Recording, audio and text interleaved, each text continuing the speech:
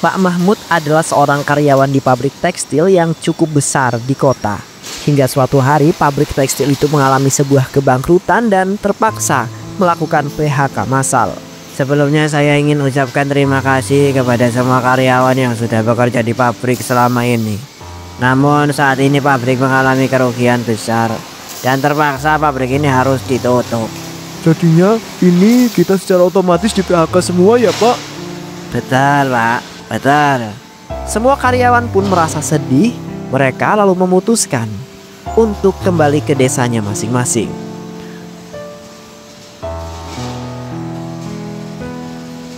Assalamualaikum Bu. Waalaikumsalam, Pak. Wah, tumben Bapak kok pulang bukan di hari libur? Loh, muka Bapak kok sedih gitu? Pabrik di mana Bapak bekerja mengalami kebangkrutan Bu, dan semua karyawan akhirnya di PHK secara massal. Astagfirullah, jadinya Bapak sekarang sudah tidak bekerja di sana ya? Iya Bu, tapi uang tabungan kita masih ada kan Bu? Buat kebutuhan kita sementara pas Bapak sampai dapat kerja Bu. Masih kok Pak, tapi sepertinya sekarang kita harus super menghemat. Apalagi tahun ini Raka anak kita sudah harus masuk kuliah Pak. Ya Bu, nanti Bapak juga usahain sesegera mungkin agar bisa mendapatkan pekerjaan supaya kita bisa bayar pendaftaran kuliahnya Raka. Baik Pak, yuk sekarang makan dulu, nanti Ibu buatin kopi ya. Keesokan harinya, Mahmud pun mencoba mencari pekerjaan. Semua perusahaan pun Mahmud datangi. Gimana ini? Gak ada satupun perusahaan yang menyediakan lowongan pekerjaannya. Mana ini udah sore lagi. Apa aku pulang aja ya? Pusing palaku ini. Ia pun kemudian akhirnya memutuskan untuk pulang. Assalamualaikum Bu, Bapak pulang. Waalaikumsalam Pak. Gimana Pak? Apakah Bapak sudah dapat pekerjaan? Belum Bu, susah banget. Ya Allah Bu, sekarang ini nyari pekerjaan kok sulit banget. Bapak sudah mendatangi semua perusahaan, tapi ya kok gak ada satupun Bu yang kemudian menyediakan lowongan kerja buat Bapak aja. Bingung Bapak Bu, sampean stres mikirnya Bu. Aduh, susah juga ya Pak. Pak, gimana kalau kita coba jualan aja? Jualan apa toh Bu? Hari gini kok mau jualan? Emang Ibu punya ide apa emangnya? Gimana kalau kita jualan bakso aja Pak? Uang tabungan kita masih cukup kok buat modal. Tapi ya kita harus benar-benar cari bahan yang murah. Tapi Bu, jualan bakso kan butuh modal yang sangat besar. Kan bahan utamanya juga daging sapi. Dilihat-lihat dengan kondisi harga sapi sekarang, kayaknya harga sapi lagi naik dan mahal loh kayaknya Bu. Iya sih, tapi kan nggak ada salahnya toh Pak, kita cari daging sapi yang murah. Ya udah deh Bu, besok Bapak mencoba pergi ke pasar buat mencari daging sapi yang kira-kira bisa dibeli dengan harga murah. Dengan kondisi harga sapi yang sekarang ini lagi pada mahal-mahalnya. Nah gitu dong Pak, kita harus usaha dulu. Jangan langsung nyerah sama harga daging sapi yang mahal. Ya, sudah Bapak mau mandi dulu ya. Nanti tolong buatkan kopi ya Bu. Bapak lagi penat banget ini. Seharian nyari pekerjaan gak dapet-dapet. Nambah juga stres. Ya tapi ya udahlah, Bapak tak mandi dulu ya Bu ya. Baik Pak. Tiba-tiba Raka memanggil ibunya. Pak, Ibu di mana? Raka mau ngomong ini loh Bu. Iya Nak, Ibu di dapur nih. Bu, jadi kapan nih mau daftarin aku kuliah? Teman-teman aku sudah pada daftar semua loh. Mereka semua sudah pada daftar kuliah, sedangkan aku Bu belum. Gimana Bu? Raka jadi bingung loh Bu dengan kondisi ini. Sabar ya Nak, ini Ibu sama Bapak lagi mau mulai jualan bakso. Terus kapan ya Bu daftarin Rakanya? Bingung Raka ini Bu, teman-teman sudah pada kuliah, Rakanya masih santai-santai aja di rumah Bu. Kira-kira kapan Bu kita ini Raka ini bisa didaftarkan kuliah Bu? Jangan lama-lama ya Bu, nanti takutnya Raka ketinggalan semester loh Bu. Malah justru nanti rugi di umurnya Raka, Bu, yang semakin hari semakin tua loh, Bu. Iya nak, ibu janji. Keesokan harinya, Mahmud pergi ke pasar. Pak, ini daging sapinya sekilo berapaan ya? Kira-kira saya pingin beli daging sapinya, Pak. 150.000 saja ya, Pak ya. Waduh, kok mahal banget ya, Pak? Gak bisa kurang apa? Kayaknya beberapa hari yang lalu masih 100.000 loh, Pak. Kok sekarang sudah jadi 150.000? Lah, Pak, ini emang harga pasarannya segitu. Coba Bapak cari ke penjual-penjual daging yang ada di sekitar sini yang lainnya. Pasti harganya sama. Masa aku mau berbohong sama Bapak? Dan ini sudah ada patokan harganya, Pak. Tidak sembarangan.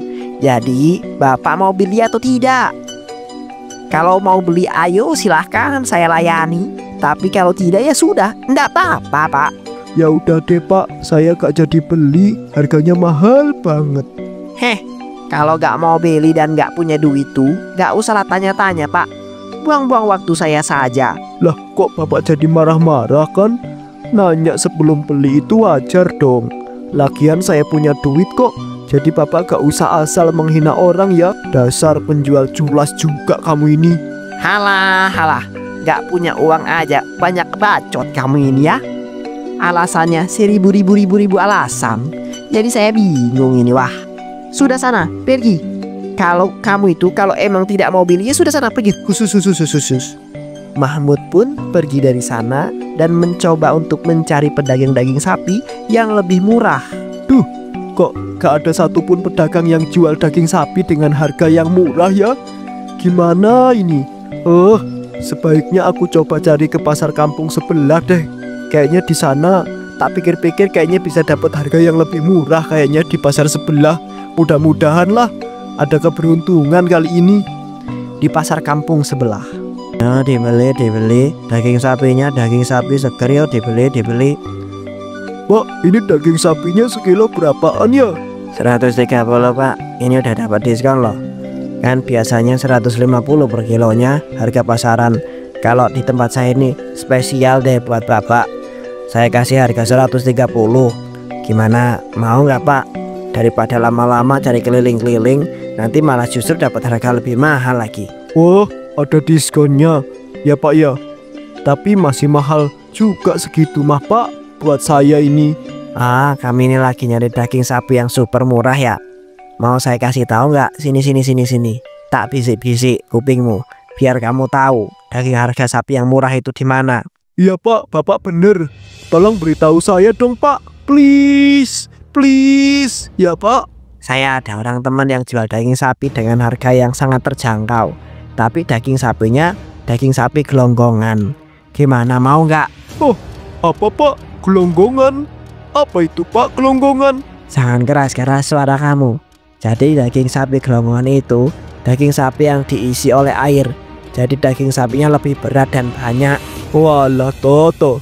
Tapi apa gak berbahaya Pak kalau daging sapi gelonggongan itu dikonsumsi? Kamu ini aneh sekali. Namanya sesuatu yang dijual dengan harga murah dan gak wajar itu ya pasti berbahaya dan sangat beresiko, ya toh? Tapi kan itu adalah solusi bagi orang yang mencari daging sapi dengan harga yang terjangkau. Jadi kamu ini mau atau tidak, nanti saya beritahu alamat teman saya yang jual daging sapi gelonggongan itu. Mendengar hal itu, Mahmud terdiam sejenak.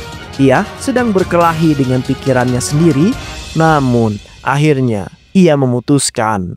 Baiklah Pak, saya mau. Tolong beritahu saya ya, di mana rumah teman Bapak yang jual daging sapi gelonggongan itu. Jadi kamu beneran mau ya? Oke. Jadi alamat teman saya yang jual daging sapi gelonggongan itu ada di kampung sebelah, dekat dengan kantor pos yang warna rumahnya warna biru. Walah, baik Pak. Terima kasih banyak ya Pak. Mahmud pun langsung menuju ke rumah penjual daging sapi gelonggongan itu. Tak. Permisi. Tak. Permisi. Tak. Permisi. Siapa ya? Saya mau beli daging sapi gelonggongan, Bu. Oh, sebentar ya Pak, saya panggilkan suami saya dulu. Baik, Bu. Tak lama kemudian, penjual daging sapi gelonggongan pun keluar menemui Mahmud. Bapak ini tahu dari mana kalau saya ini jual daging sapi gelonggongan? Saya tahu dari penjual daging sapi yang ada di pasar, Pak, yang katanya teman Bapak. Walah, iya, memang dia itu teman saya. Jadi Bapak mau beli daging sapi gelonggongan berapa kilo? Untuk sekilonya berapa ya, Pak, harganya? 50.000 aja, Pak. Murah banget kan? Wah, murah banget, Pak. Kalau gitu saya beli 3 kilo ya. Setelah berhasil membeli daging sapi yang murah, Mahmud segera pulang. Ia tak lupa mampir ke warung untuk membeli bahan-bahan yang lainnya. Assalamualaikum, Bu. Bapak berhasil dapat daging sapi yang murah nih, Bu. Waalaikumsalam, Pak. Wah, syukur deh, jadinya kita bisa lebih hemat. Bapak juga sudah membeli bahan-bahan yang lain kan? Sudah dong, Bu. Yuk, langsung kita buat aja baksonya. Pastinya top tier deh bahan-bahannya, Bu. Orang harga sapi dagingnya murah banget loh. Dan kita insya Allah bisa untung lebih banyak. Mahmud dan istrinya pun mulai membuat bakso-baksonya. Pak, ini kok daging sapinya mengandung banyak air? Mana berat banget. Daging sapinya kan emang gitu. Ibu gimana sih? Tapi biasanya nggak gitu kok, Pak. Ini aneh. Itu tuh karena harganya memang sudah murah. Ya begitu itulah dapatnya, Bu. Jadi jangan banyak protes ya, Bu. Mulutnya dijaga.